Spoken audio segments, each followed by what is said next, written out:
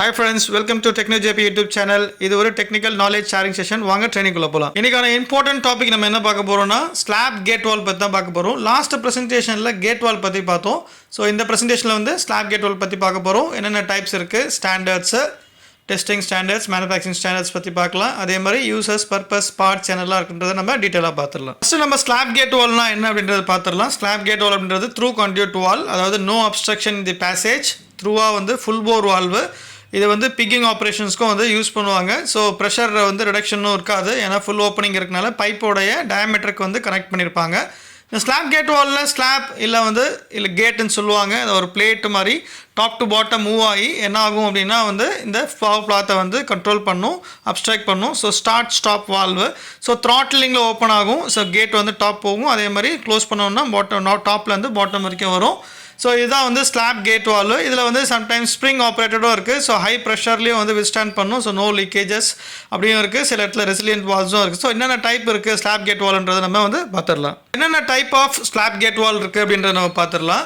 So single slab gate valve, expanding slab gate valve, Through-Conduit slab gate valve, அதே மாதிரி non rising stem slab gate valve, rising stem slab gate valve, அதே மாதிரி resilient seated slab gate வால்.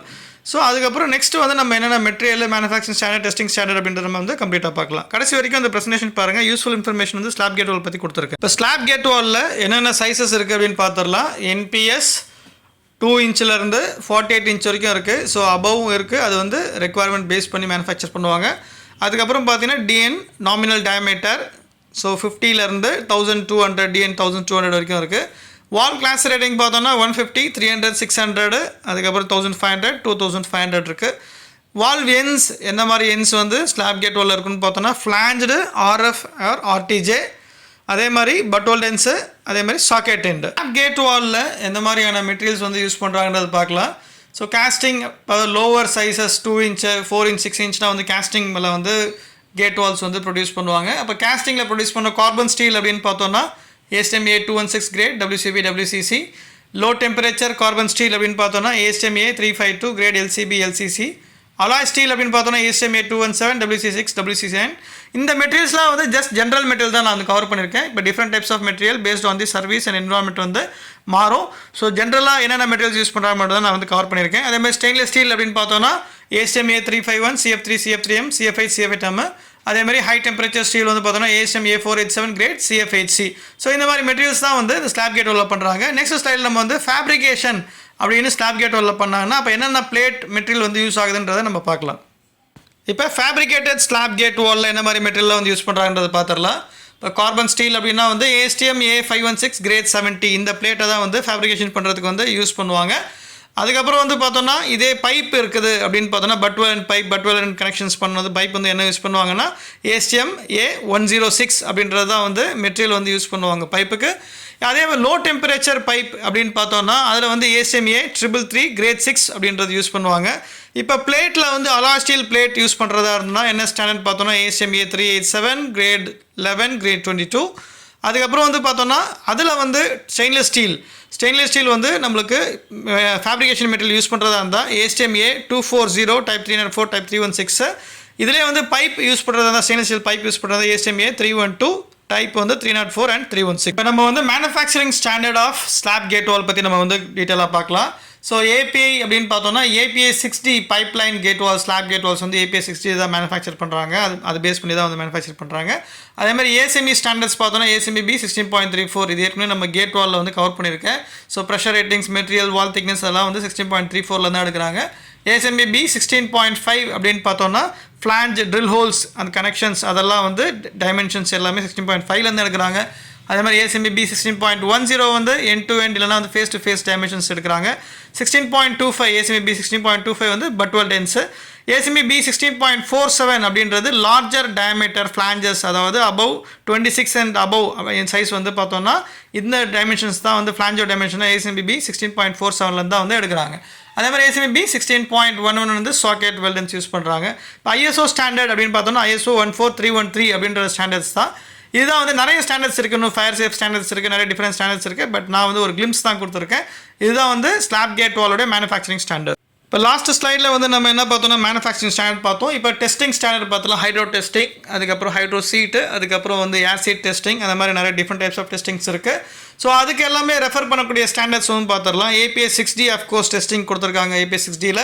அதுக்கப்புறம் API 598 ஒரு standard இருக்குது. அதுக்கப்புறம் ISO 5208 இருக்குது. அதே மாதிரி EN 12266 Part 1 and Part 2 requirements இருக்குது.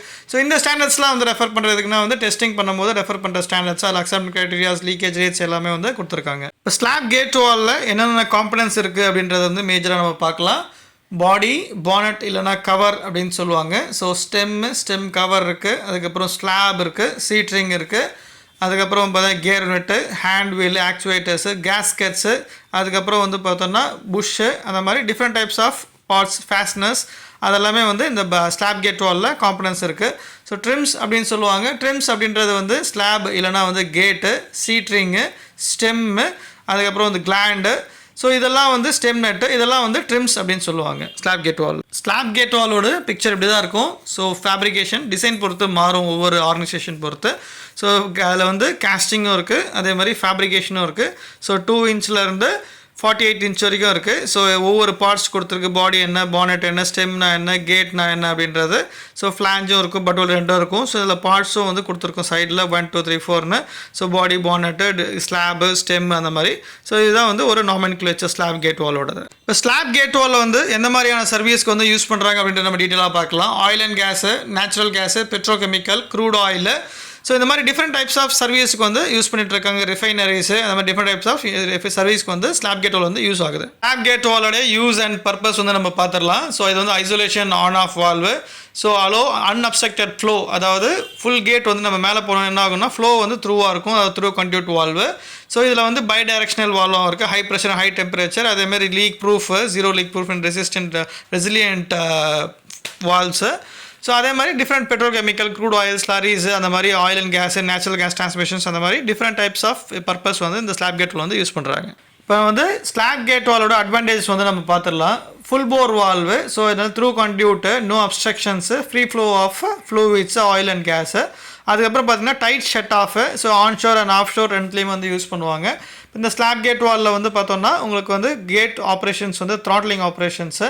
ஸோ ஆட்டோமேஷன்ஸ் பண்ணுறதுக்கு வந்து இதில் ஈஸியாக இருக்கும்.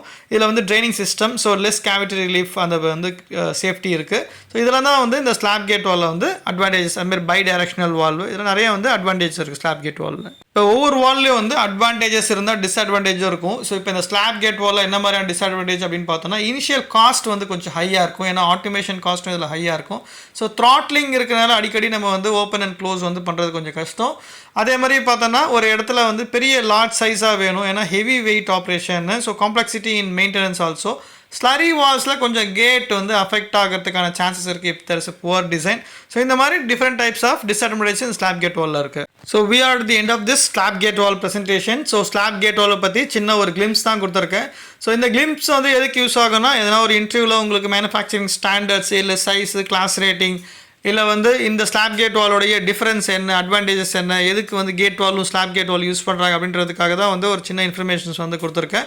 இந்த ஸ்லைட்ஸ், இந்த ப்ரெசன்டேஷன்ஸ் வந்து உங்களுக்கு பிடிச்சிருந்தா லைக் பண்ணுங்கள், ஷேர் பண்ணுங்கள். ஸோ மோட்டிவேஷன் பண்ணணும்னா சப்ஸ்கிரைப் பண்ணுங்கள், நிறைய பேருக்கு வந்து ஷேர் பண்ணுங்கள். ஸோ அவங்களும் தெரிஞ்சுக்கிட்டோம். இந்த ப்ரெசன்டேஷனில் உங்களுக்கு எதனா கொஸ்டின்ஸ் ஆர் queries இருந்ததுன்னா வந்து கமெண்ட் செக்ஷனில் கொடுங்க, நாங்கள் அட்டென்ட் பண்ணுறோம். இல்லை இதே மாதிரி ப்ரெசன்டேஷன் உங்களுக்கு எதனா வேணும்னா நான் வந்து ப்ரிப்பேர் பண்ணிட்டு உங்களுக்கு வந்து ஷேர் பண்ணுறேன். Thanks to every one, thanks to my teammate. நம்ம நெக்ஸ்ட் ப்ரெசன்டேஷனில் மீட் பண்ணலாம். தென் பை ஃப்ரம் TechKnowjp.